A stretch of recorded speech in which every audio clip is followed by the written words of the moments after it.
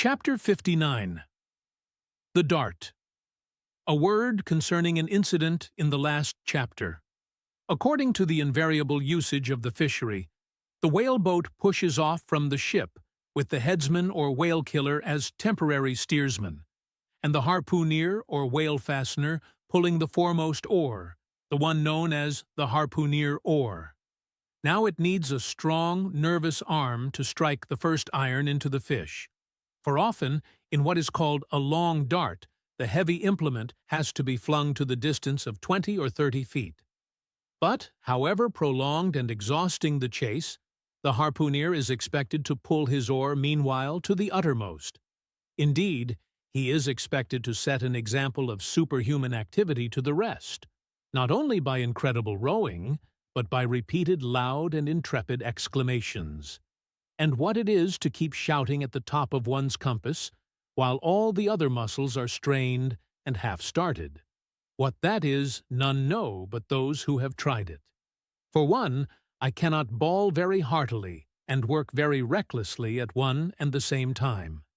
In this straining, bawling state, then, with his back to the fish, all at once the exhausted harpooner hears the exciting cry, "Stand up and give it to him." He now has to drop and secure his oar, turn round on his center halfway, seize his harpoon from the crotch, and with what little strength may remain, he essays to pitch it somehow into the whale. No wonder, taking the whole fleet of whalemen in a body, that out of 50 fair chances for a dart, not 5 are successful. No wonder that so many hapless harpooneers are madly cursed and disrated. No wonder that some of them actually burst their blood vessels in the boat. No wonder that some sperm whalemen are absent 4 years with 4 barrels. No wonder that to many ship owners whaling is but a losing concern, for it is the harpooner that makes the voyage, and if you take the breath out of his body, how can you expect to find it there when most wanted? Again, if the dart be successful, then at the second critical instant, that is, when the whale starts to run, the boat-header and harpooner likewise start to running fore and aft, to the imminent jeopardy of themselves and everyone else.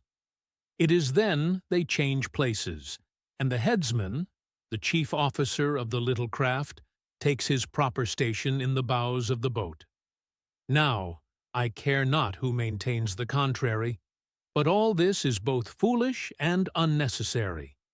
The headsman should stay in the bows from first to last. He should both dart the harpoon and the lance, and no rowing whatever should be expected of him, except under circumstances obvious to any fisherman.